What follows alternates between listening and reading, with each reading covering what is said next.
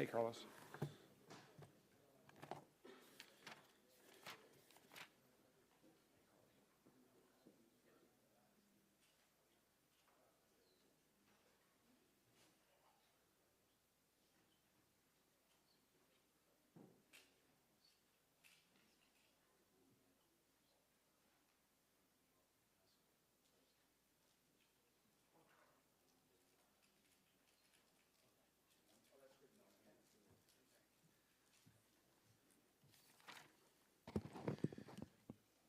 Good afternoon, everyone. I'm very glad that we are back in Metro Hall safely and comfortably.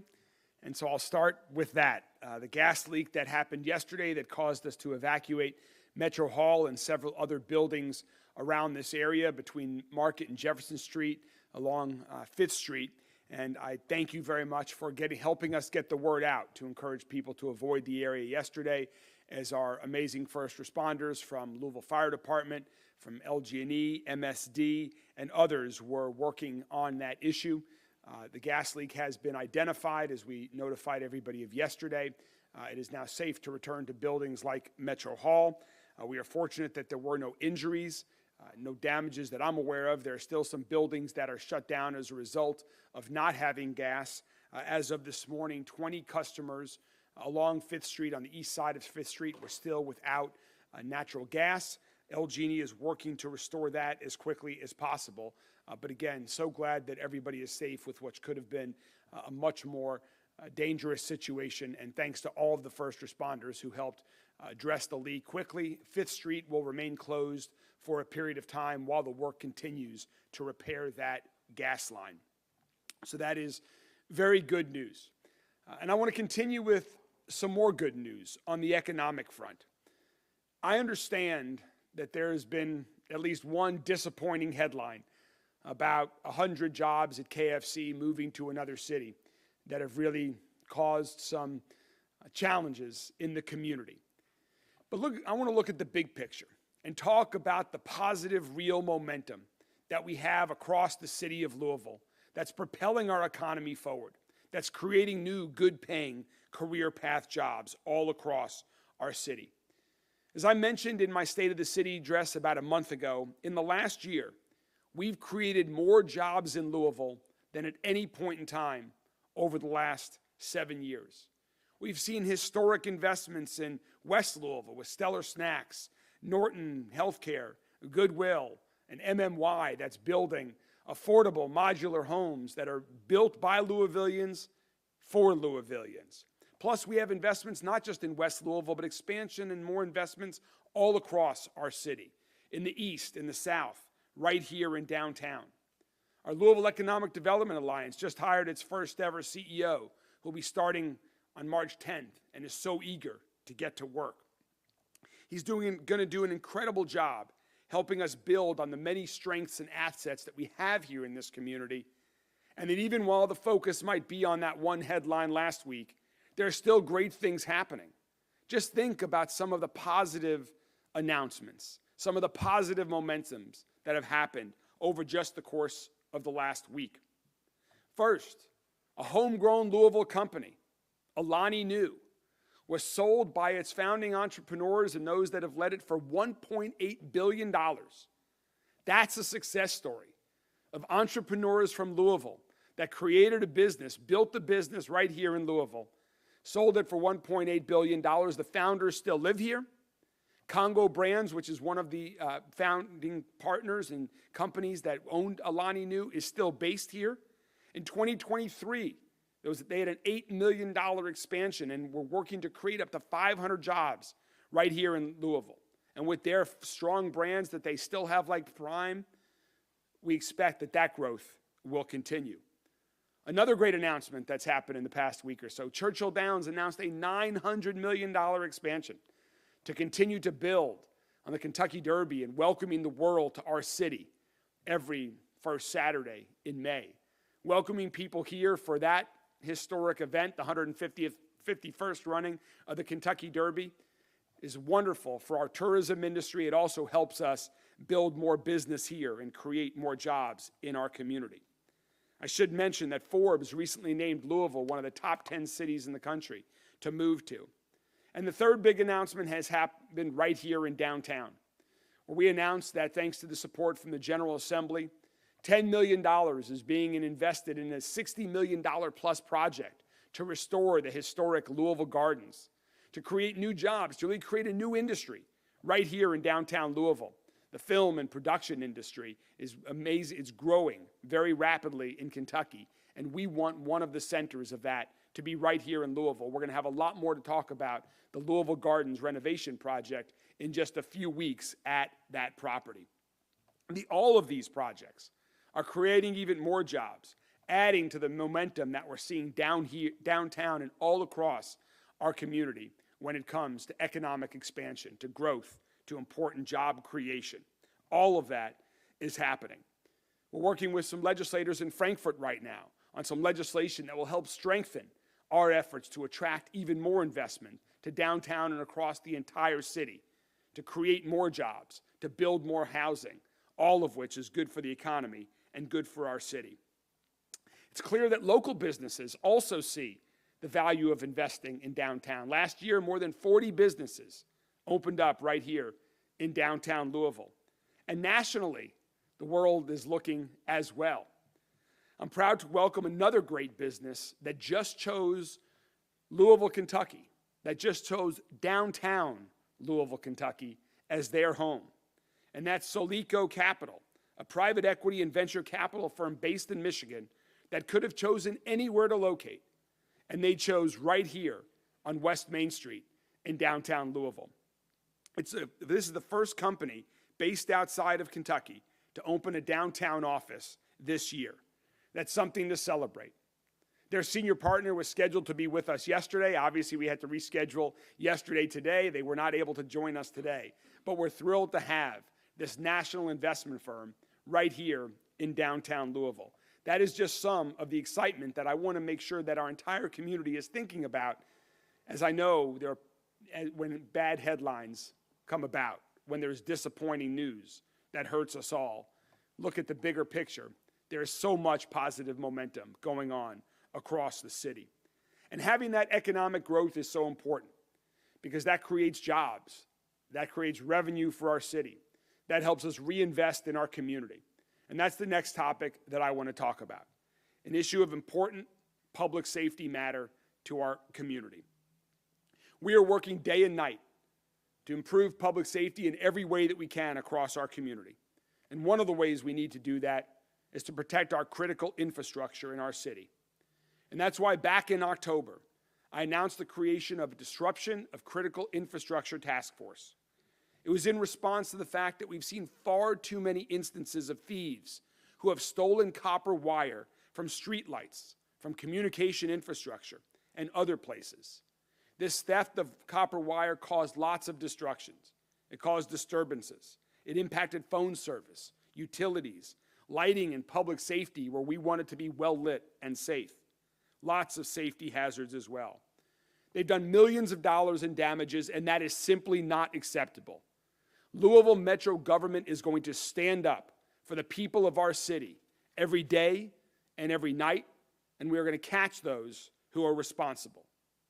So back in October, we established this Disruption of Critical Infrastructure Task Force in partnership with LMPD, other law enforcement agencies, the Kentucky Attorney General, the Commonwealth Attorney, the County Attorney, Metro Council, as well as the Kentucky Transportation Cabinet and private sector partners like AT&T and Spectrum and LG&E. And I'm proud to report today that this increased focus on this important area has produced real results. Last week, LMPD officers arrested 4 people and recovered more than 300 feet of copper wire that belonged to AT&T. And in fact, as part of our investigation, our detectives uncovered this video that I'm going to share that shows these thieves in the process of stealing the copper wire.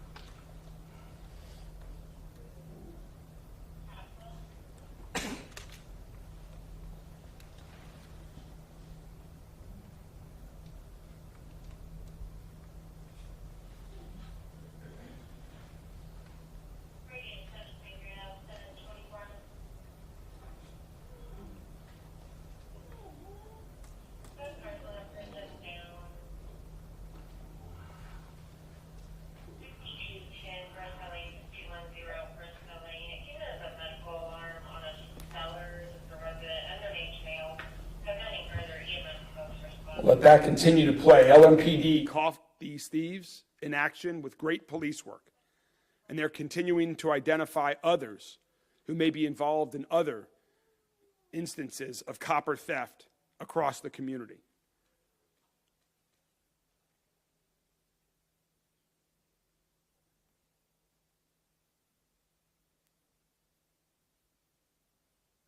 They used their car to yank on that copper wire to pull it out of where it was supposed to be. So I want to give a special shout out and thanks to our detectives in LMPD 7th Division for their excellent work in leading to the arrest of these 4 individuals.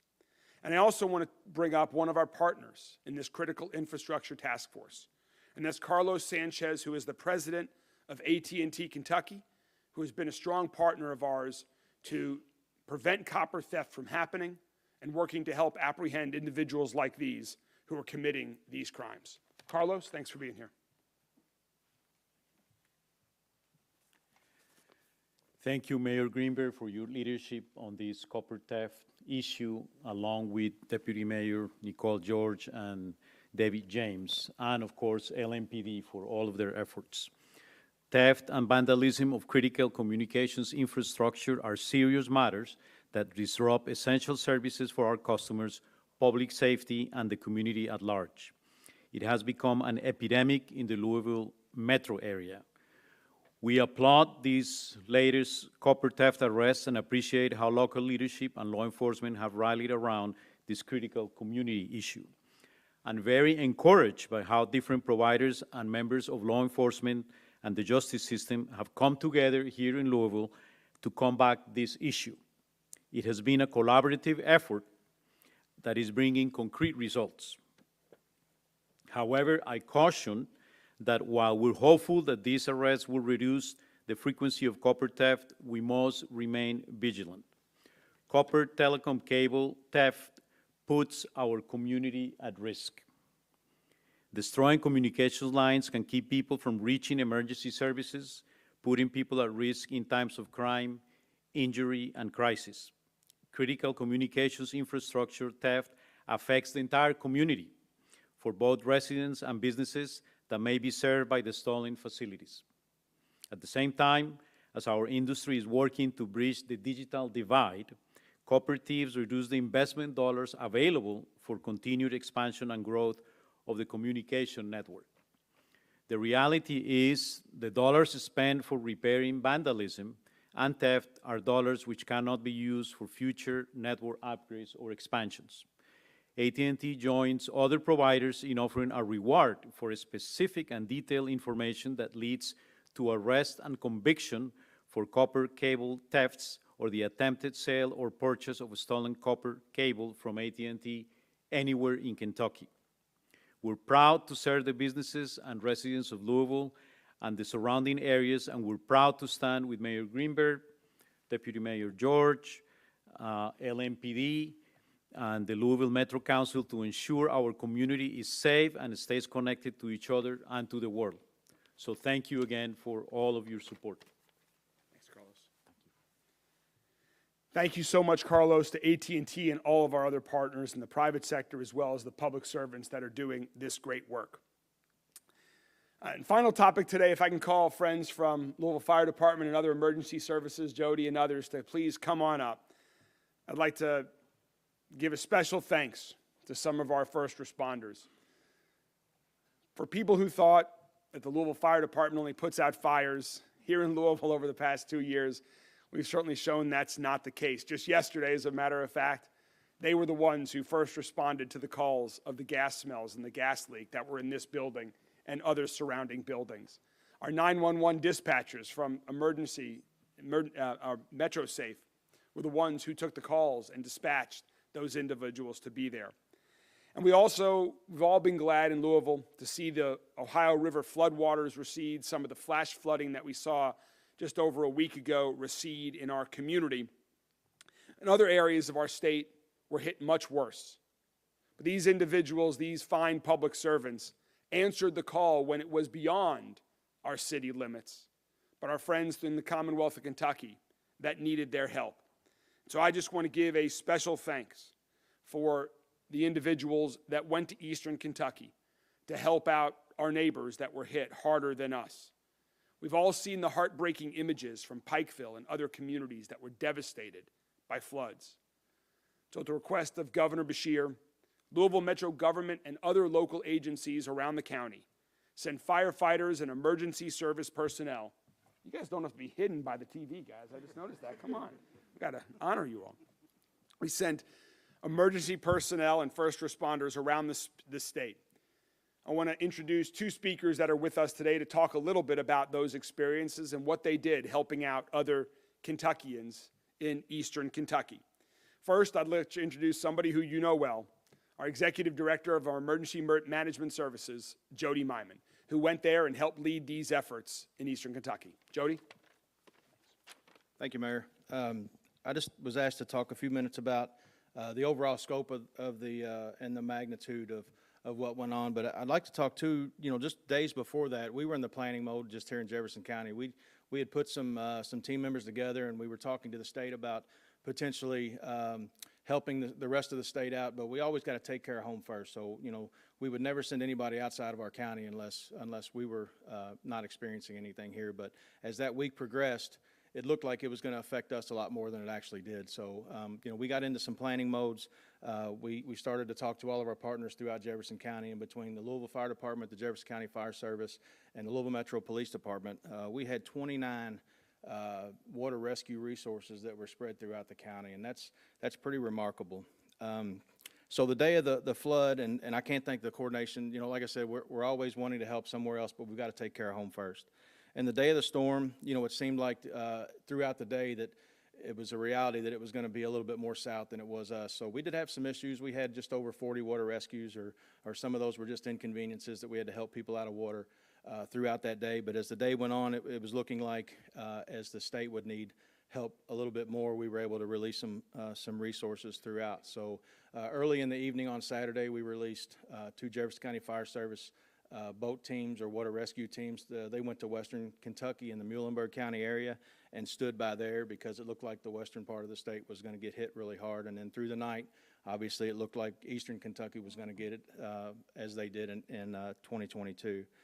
So throughout the night, they decided to bring those teams back. They got better equipped to go to eastern Kentucky because of some of the things that they were seeing there. And we were also asked to go and put an incident management team of not only members from Jefferson County, but throughout the state, and even Butler County, Ohio, who was a part of our team, to go down and run an area command for the 10 worst areas or the 10 worst counties that were affected in eastern Kentucky. So you'll hear a little bit about the specific water rescue task that they took care of here in just a second. But as far as the area command, we were, like I said, we were the overall coordinating incident management team who was embedded along with the incident support team from the FEMA resources that we worked very well with, and we worked for those 6 days that we were down there coordinating all the emergency response, the water rescues, and any logistical needs that those counties were actually needing. We put some of the people on stage were actually put in those counties as liaisons to the county, so we had real-time access and communications with those emergency managers in those counties. So if they needed something on an emergency basis, we could get that to them and those resources to them very, very quickly. So thank everybody up here. It was from our standpoint, it was well coordinated. We worked well with state emergency management. Again, several other state and federal teams came into the area, worked very well together. But as always, we came home, we're safe. But there's still a lot of people that are suffering. So please keep them in your thoughts and prayers. Thank you. Thanks, Jody. Well said. In addition to our fine public servants from Louisville Metro government agencies, other teams from Jefferson County, also who are first responders, also answered the call to help respond in eastern Kentucky and throughout the state. So to tell us more about that, I'd like to welcome Chief Nick Clark.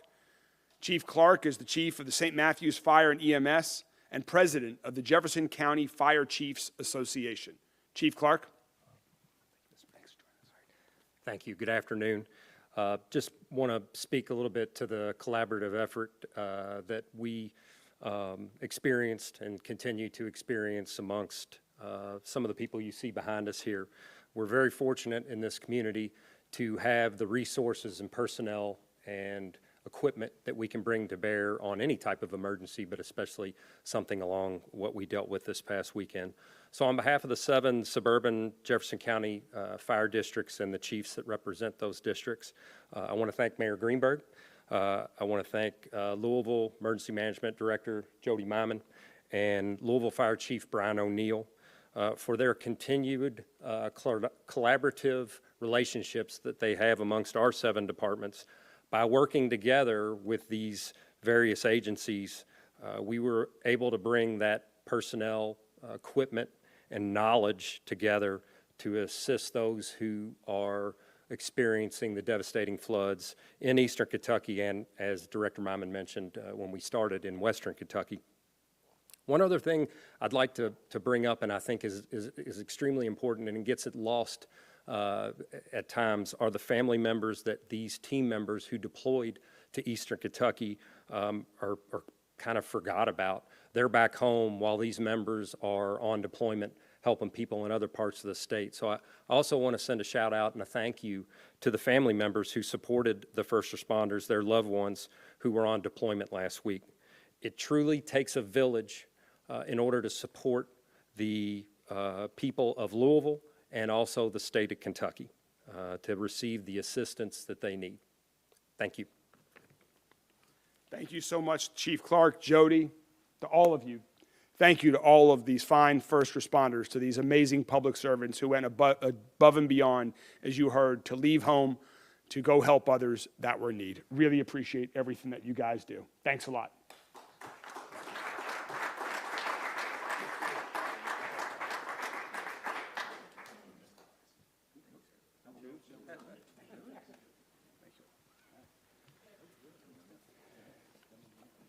Well, before we get to questions from the media, I'm going to answer the question that I don't know if any of you are going to even ask me, but it's the one I've been getting asked about most over these past couple days, and that is, what's going on with all of these potholes?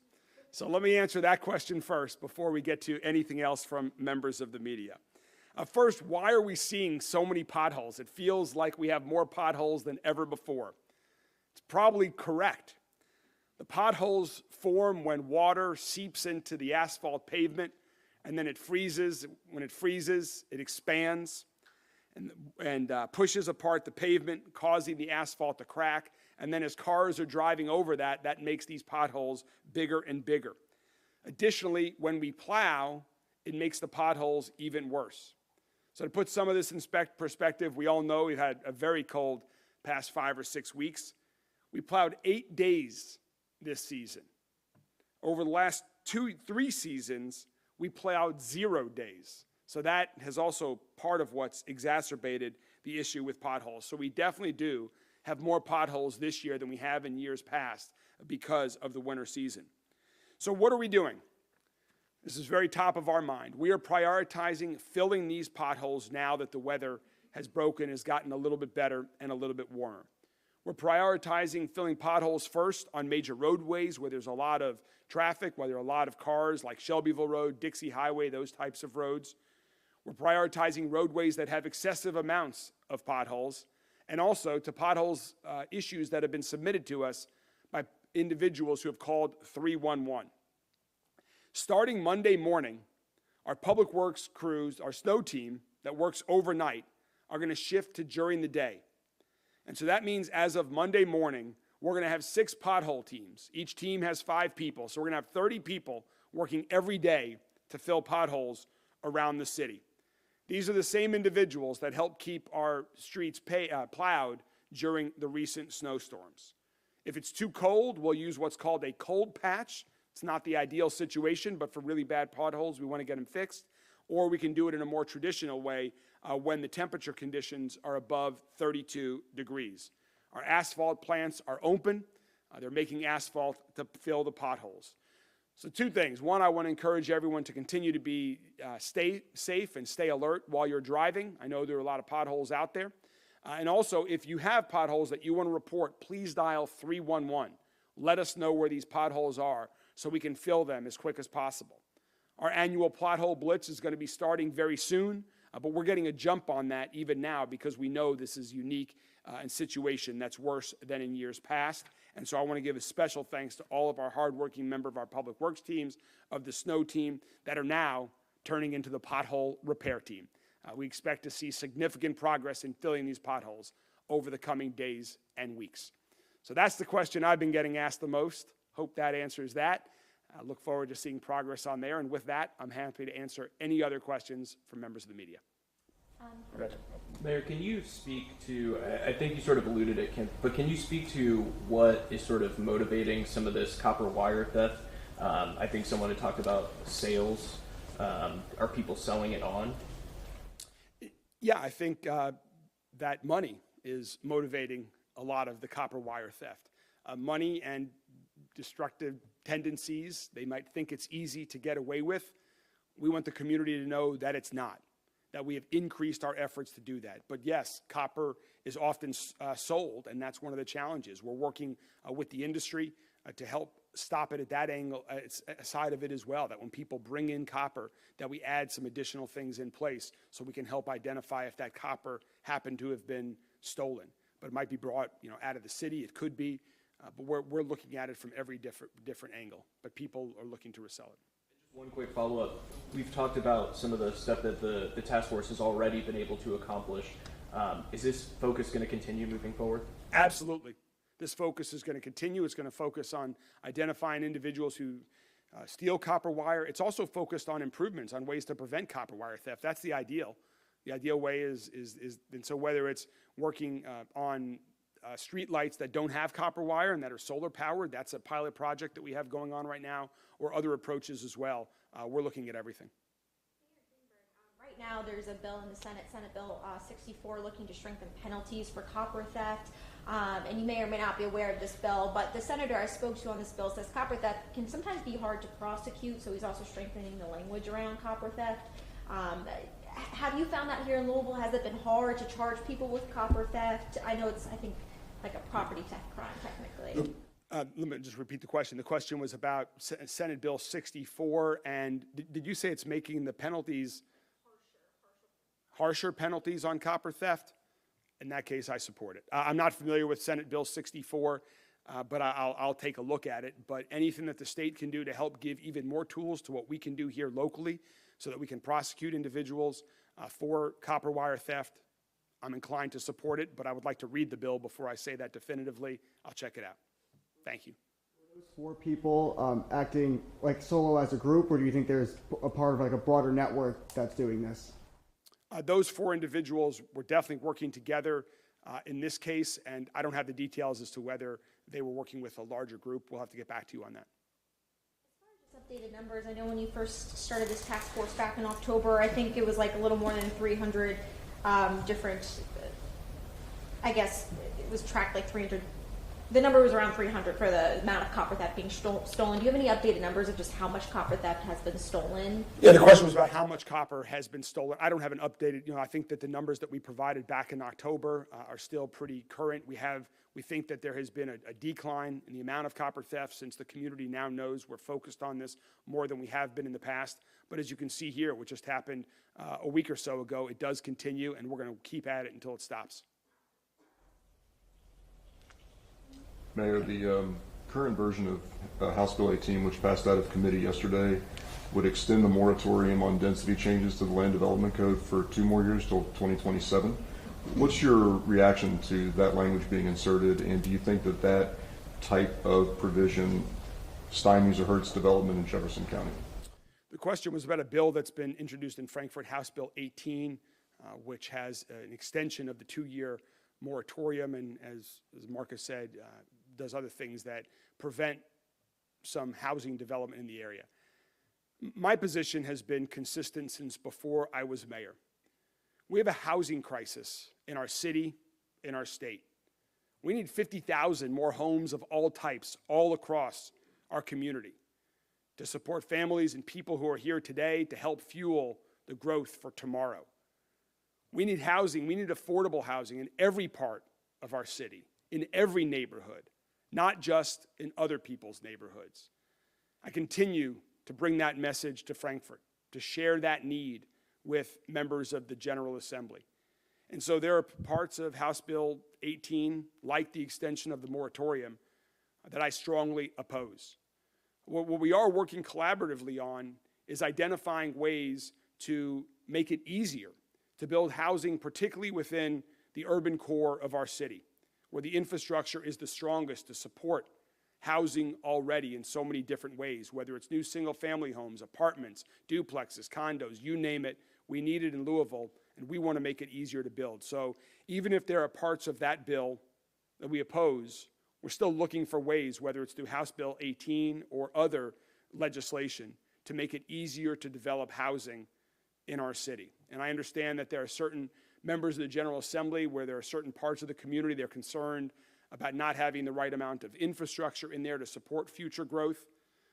We can build the infrastructure. While I might not agree with that, I'm still trying to find ways where they can help us make it easier in other parts of the city where we know we need more density, where we need more housing as well. So that's the latest. Is your administration planning to lobby to try to make that a better piece of legislation from your standpoint, to where it doesn't have either that or some other language? Because the bill also would make it harder to build, or it would make the process more onerous to build even multifamily housing, because it would put it, Right. it would actually take it to the Metro Council as opposed to by right zoning. The question is about what are we doing about this currently bill. I can tell you that we are actively in conversations with Representative Hodgson, who is the sponsor of House Bill 18. He is keenly aware of our position, with other members of the General Assembly as well. We have made our position clear. We're working to see if there are ways, whether it's through that bill or other pieces of legislation, that it can support the development of more housing in Louisville. It has been almost a year since that bridge rescue. And looking back on the last almost 12 months, what comes to mind? Obviously, you got a ton of media attention. We had brave men and women that helped in that rescue. But as we approach the year mark, looking back, what's... The question was about, we're approaching the 1-year anniversary of the 2nd Street rescue, when an 18-wheeler truck went over the side of the 2nd Street Bridge, and our heroic men and women from Louisville Fire Department and other emergency responders were there and saved a woman's life and prevented an accident from becoming a true tragedy. My reflection is one of gratitude. Gratitude that all of us in Louisville are served by dedicated public servants, many of whom are here today, others on LMPD, EMS, dispatchers, Louisville Fire Department, that are working every day to keep everyone else safe and are risking their own lives to help protect us. And so I see it as one of my biggest jobs as mayor, to find ways that I and our administration can support all of these heroic and brave first responders. And so that's what we've been working to do over the past year. We were very fortunate that through strong fiscal management, through good investment strategies, our city had over a $16 million surplus in the last year. And approximately $6 million of that surplus I dedicated to investing in the Louisville Fire Department, to helping them improve their facilities, to improve their equipment and apparatus that was long overdue need of improvement, so that when they get the call, whether it's for a gas leak like yesterday, whether it's a 2nd Street Bridge rescue, whether it's responding to an explosion, someone who's falling at a construction site, or a structure fire that they fight every day, they have the best equipment, the best resources they need to do their other job. I think the Louisville Fire Department deserves that. I think all of our first responders deserve that, and that's what our administration is going to continue to do, and I'm very thankful for their efforts. Mayor Greenberg, this question is about the consent decree. I understand you have stated a few times that you're going to move forward with provisions if it's not signed or not. My question is toward the oversight. What will oversight look like without that? Again, federal oversight or independent monitoring. The question is about the status of the consent decree and my commitment that I have said repetitively and I will continue to say. Regardless of what happens in federal court, I am committed, Chief Humphrey is committed, to implementing the reforms and improvement that we agreed to when we signed the consent decree with the United States Department of Justice last year. Additionally, we are committed to having an independent monitor who can help validate the reforms and improvement that LMPD has made and will continue to make in the months and years ahead. And we're committed to having a structure for community engagement so that folks from the community can be involved in that reporting and provide feedback to LMPD and to others that are involved in improving public safety. All of that will happen. For right now, we are focused on working to get the consent decree that we agreed to implemented and approved by the judge. If that does not happen or something else happens, we will be prepared to move forward in that fashion. Anyone who says otherwise is choosing not to listen or purposely misleading. Thank you all very much. Have a great day.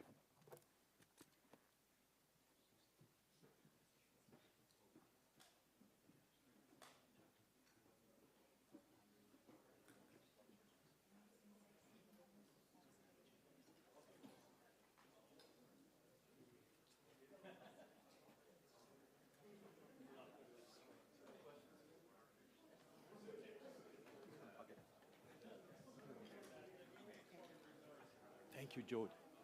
Thank you so much. Thank you. Okay. Thank you so much for coming. Okay. Yes, David, how are you?